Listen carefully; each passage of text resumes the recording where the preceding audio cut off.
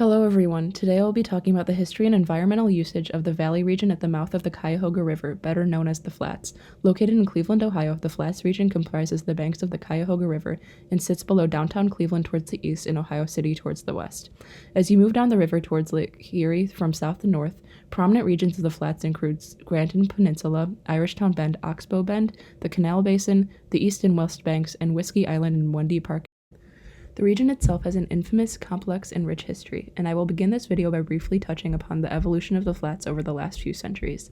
The historical record of the Flats begins when they were settled by European immigrants in the 1790s, and a prominent settler named Lorenzo Carter, as well as several others, took up residence in what is now called Immigrants Landing on the East Bank. However, these settlements were vacated within a few years as the harsh Lake Erie winds, wet conditions, and insects brought about a lot of airborne illness.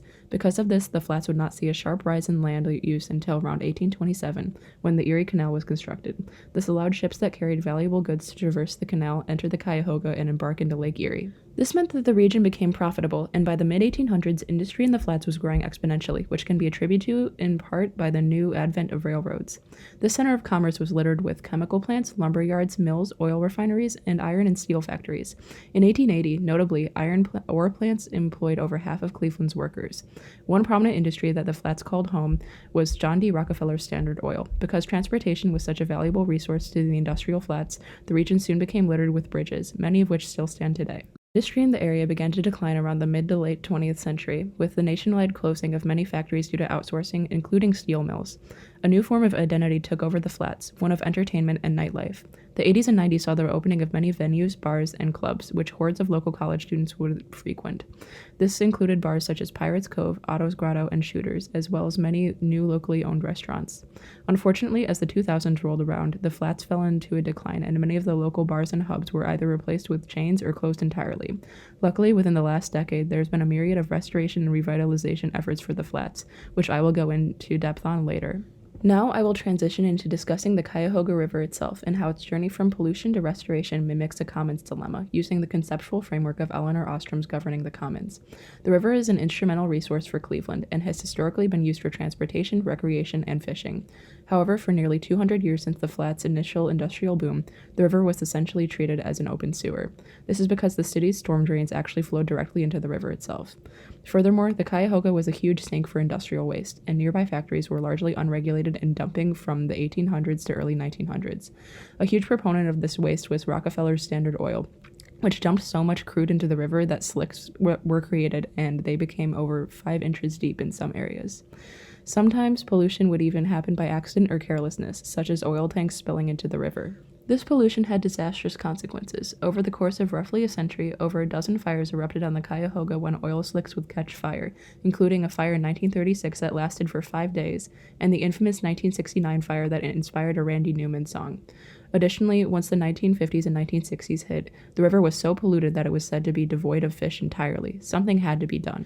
Appropriators, or the companies that polluted the river, and the citizens that used the sewer system had to begin to clean up the river, or the conditions would become even more dangerous. Furthermore, they had to ensure that any laws that were created were all followed and subscribed to, in order to avoid a prisoner's dilemma. The local scramble for a solution began in the mid-20th century, and in 1963, water quality surveillance began to be taken by the newly formed Cuyahoga River Basin Water Quality Committee. Additionally, in 1969, the Clean Water Task Force was created by the city of Cleveland in order to research means of oil removal from the river. Citizens began to take matters into their own hands, additionally, as a group of residents sued the city in 1965 to enforce local pollution ordinances against the industrial facility. The city's taxpayers also voted yes on an agreement to pay a $100 million bond devoted to river cleanup in 1968. However, there's a lot of frustration between local efforts and the state, as there was a distinct lack of funding to fix the sewer system. Things came to a head after the 1969 fire, when Time magazine covered the event in an infamous article, and all eyes turned to Cleveland to fix its embarrassment. Mayor Carl Stokes expressed his anguish, blaming the state and federal government for their lack of funding or support in enforcing pollution restrictions. It was clear that a central authority was needed, which is a concept discussed by Ostrom with regards to developing solutions to commons dilemmas. A powerful and knowledgeable central authority, such as the federal and state government, that worked in tandem with scientists and those with local knowledge, could be the firm hand that was needed. Luckily, the cultural environmental movement that began as a result of the 1969 Cuyahoga fire resulted in just that. Several national conferences resulted in the passing of the Clean Water Act, the creation of the Great Lakes Water Quality Agreement, and the 1972 birth of the Environmental Protection Agency. Cleveland finally got the funding that they needed through the Central Authority, and in 1979 the Northeast Ohio Regional Sewer District was created, and nearly $1 billion have been spent to clean Lake Erie and the Cuyahoga, and much was funded by the EPA. A combined sewer overflow control system as well as a new Westerly wastewater treatment plant were constructed. Today, annual Cuyahoga River cleanups are held by local organizations, and water quality is continuously investigated and monitored. The EPA still monitors the state of the Cuyahoga and holds the Northeast Ohio Sewer District accountable. Overall, the story of the Cuyahoga River can be held as a cautious CPR failure turned success. Although the river is still listed as a Great Lakes area of concern, the river is seeing young fish populations begin to develop again, and water quality drastically improve. Had it not been for the willing cooperation of Cleveland citizens and the creation of larger government agencies for enforcing the rules of the use of the river, it may not be as clean as it is today. Finally, I'll be examining how the citizens of Cleveland relate to their environment in the Flats, using the 3 dimensions from, in, and with as outlined by O'Neill, Holland, and Light in their book Environmental Values. Living from the world refers to the harvesting of resources and the utilization of raw goods to subsidize basic human needs.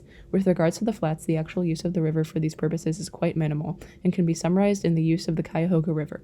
Initially, commercial fishing did exist in the Flats, but as local trout and whitefish populations declined in the mid-20th century due to pollution, so did the industry. Today, fishing is only done recreationally. However, the river has historically been one of the most important means of transportation for all of Cleveland's industries. In order to live from the environment, O'Neill, Holland, and Light argue that these resources must be protected and preserved. The recent efforts to restore the Cuyahoga to a healthy status in which transportation can occur safely reflects this, and the recent reintroduction of fish populations provide an inkling that commercial fishing could soon begin again. The value of living in the world is heavily represented in the Flats and is perhaps its most prominent dimension. The Flats have an incredibly poignant cultural history, and it has been home to an Irish ethnic village and has housed many local restaurants, businesses, and social hubs over the course of its existence. Many Clevelanders who grew up in the last quarter century recall sentimental memories of the social scene at the height of the Flats' nightlife boom.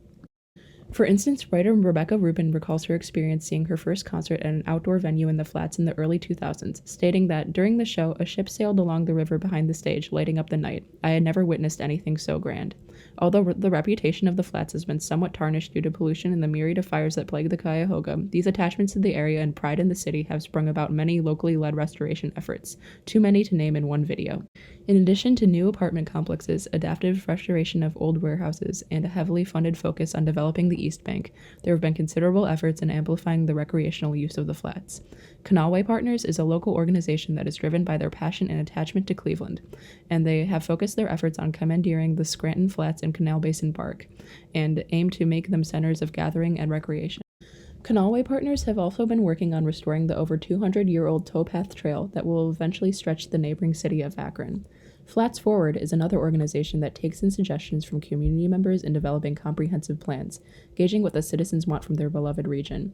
As of 2014, they have plans to increase access points to the waterfront and to improve existing trails. In the last 20 years, improvement to the parks have allowed activities such as rowing, biking, and skateboarding to thrive, thanks to the construction of a new skate park and bike storage boxes.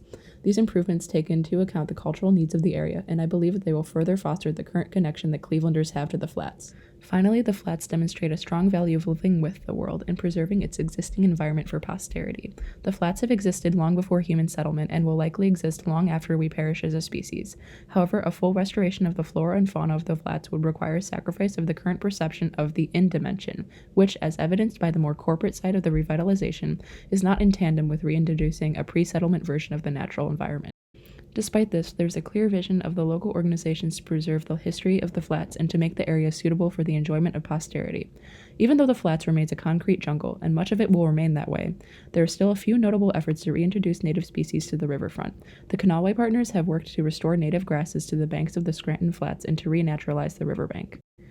They believe that this will draw in smallmouth bass, juvenile walleye, and yellow perch species to the area, and that the native plants will attract local species of birds and insects.